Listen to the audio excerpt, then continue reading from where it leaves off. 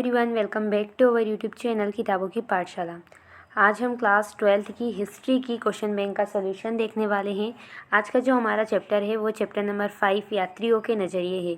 इसका जो पार्ट 1 है मैंने ऑलरेडी अपलोड किया है, जिसमें हमने सारे ऑब्जेक्टिव टाइप क्वेश्चंस को देख लिया है।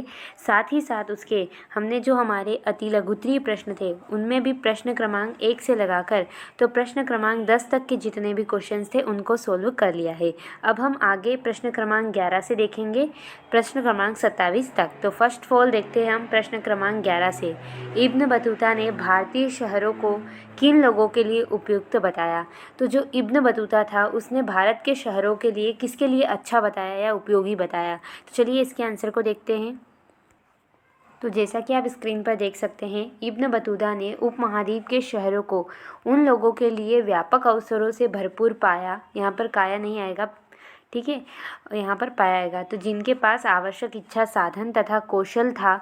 यह शहर घनी आबादी वाले तथा समृद्ध थे। इसका मतलब यह है कि इब्न बतूता ने भारत के शहरों को इच्छा साधन तथा कौशल रखने वाले लोगों के लिए उपयोगी बताया। तो ये इसका आंसर है, स्क्रीनशॉट ले लीजिए। बढ़ते हैं अगले क्वेश्चन की तरफ।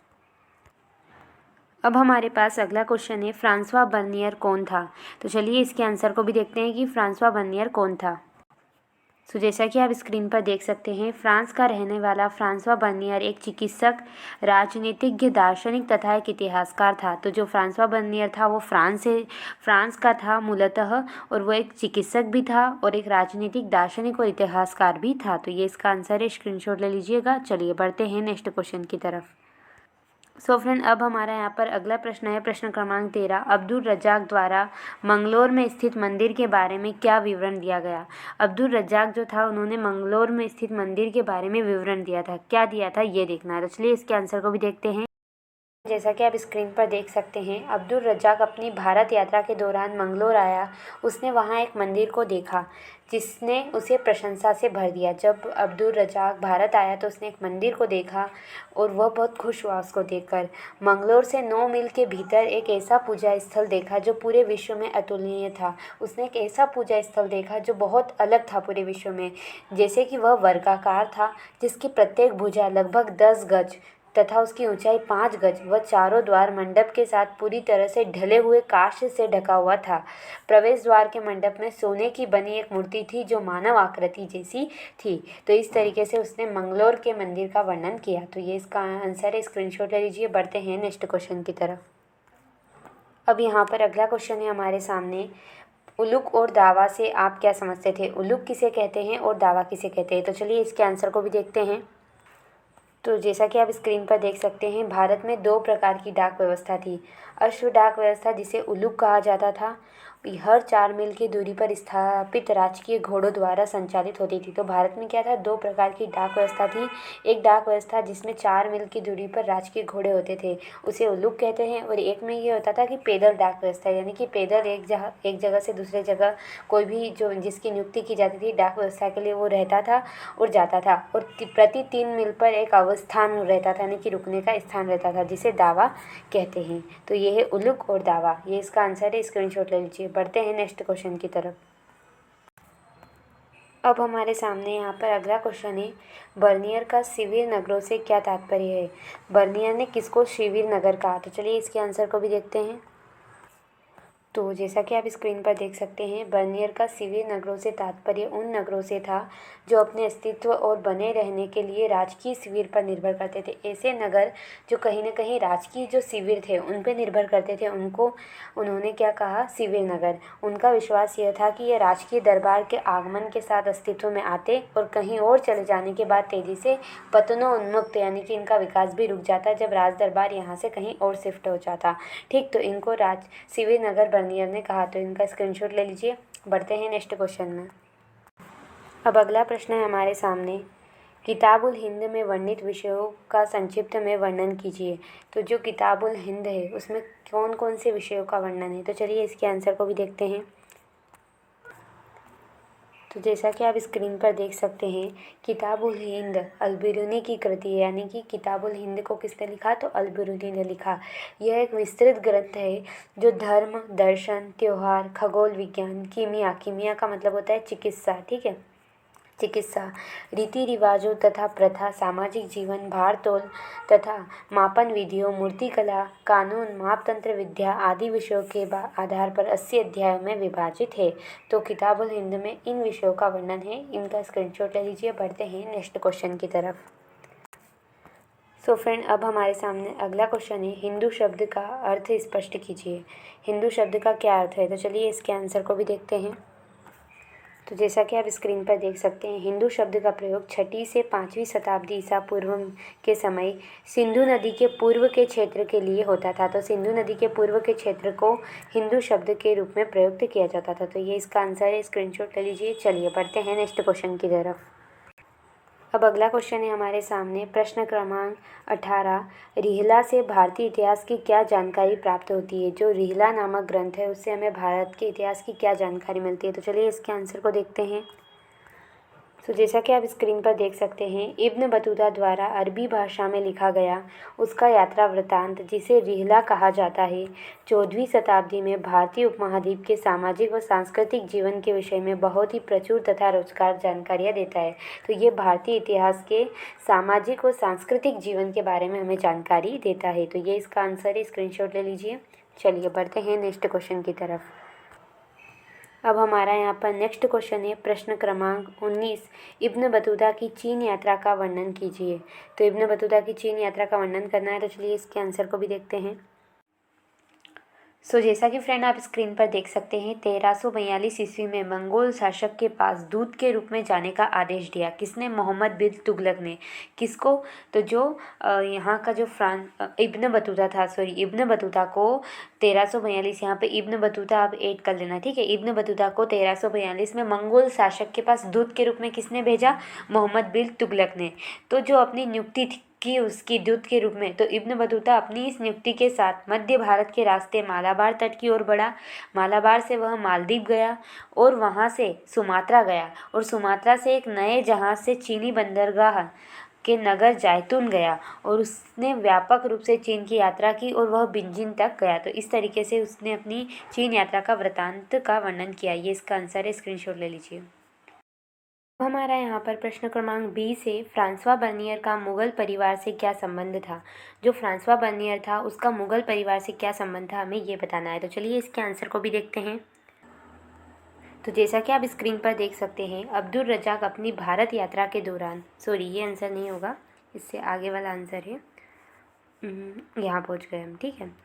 तो यहाँ से आंसर है हमारा, फ्रांसवा बर्नियर 1656 से 1668 तक भारत में 12 वर्ष तक रहा। कितने वर्ष तक? 12 वर्ष तक मुग़ल दरबार से नज़दीक रूप से जुड़ा रहा, और इस टाइम पे वो मुग़ल दरबार से काफ़ी जुड़ा रहा।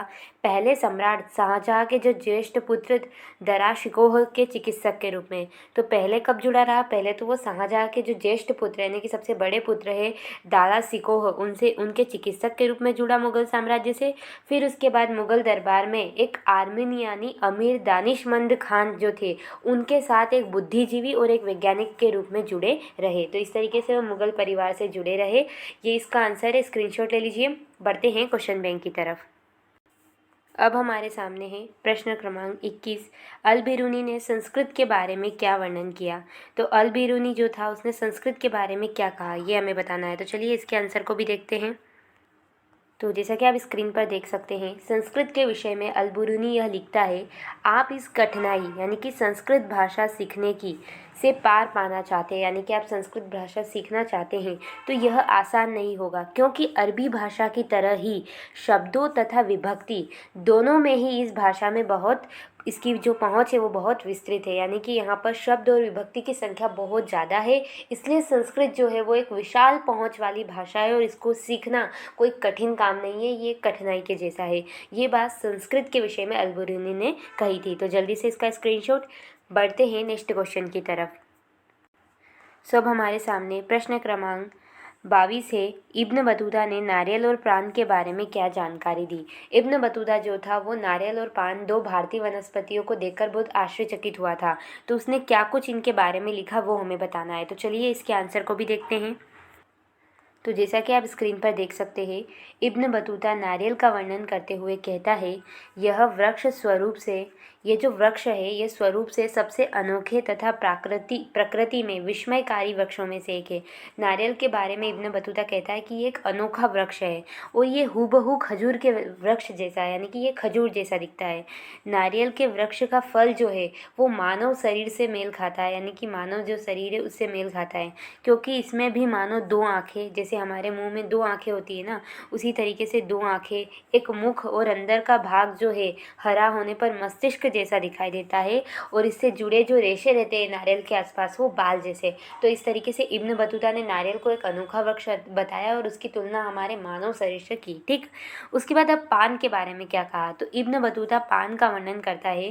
पान एक ऐसा वृक्ष है जिसे अंगूर लता की तरह उगाया जाता है। अंगूर की जो पत्ते रहते हैं अंगूर की लता जैसा उगाया जाता है और पान का कोई फल नहीं होता और इसे केवल इसकी पत्तियों के लिए ही उगाया जाता है। तो ये दोनों वृक्षों के बारे में इब्न बतूता ने जो कहा वो है, तो स्क्रीनशॉट ले लीजिए। चलिए बढ़ते हैं क्वेश्चन बैंक की तरफ। तो फ्रेंड अब हमारे सामने प्रश्न क्रमांक 23 है। इब्न बतूता ने बाजार का वर्णन किस प्रकार किया। इब्न बतूता जो था उसने बाजार के बारे में क्या बताया, तो चलिए इसके आंसर को भी देखते हैं।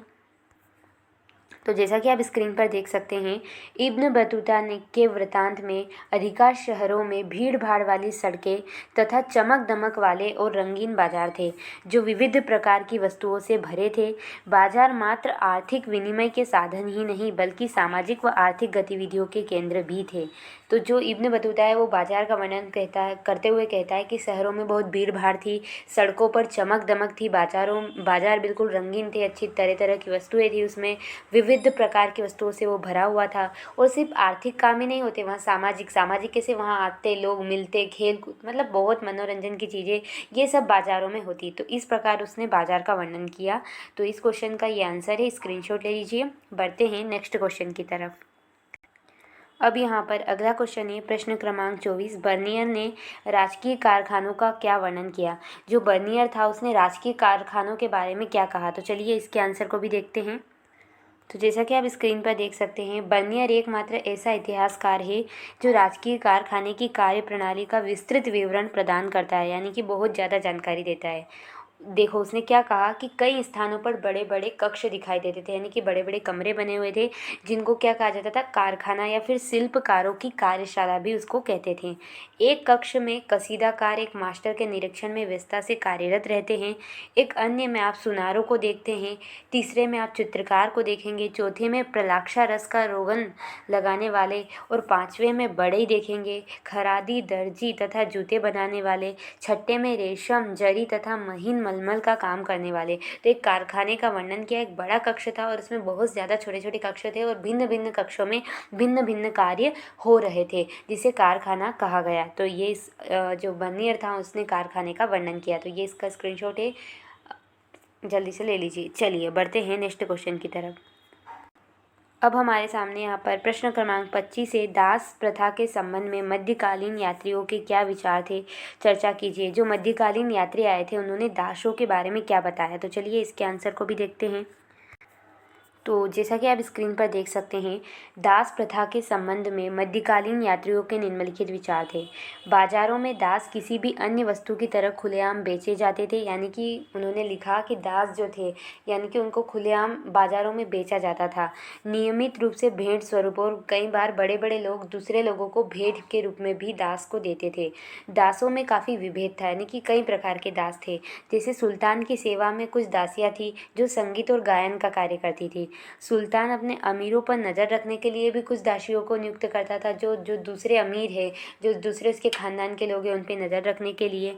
दासों का सामान्यतः घरेलू श्रम के लिए भी उपयोग और घर में काम काज कराने के लिए भी दासों का उपयोग किया जाता था।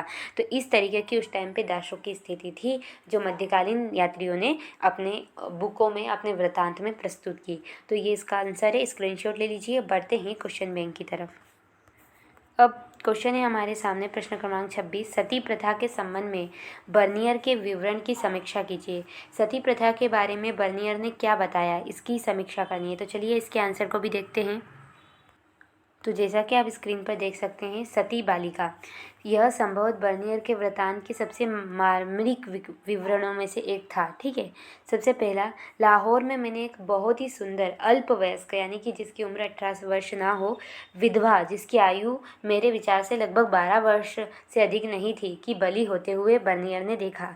ये भयानक नर्क की ओर जाते हुए वह असहाय छोटी बच्ची जीवित से अधिक मृत प्रतीत हो रही थी। उसके मस्तिष्क की व्यथा का वर्णन नहीं किया जा सकता।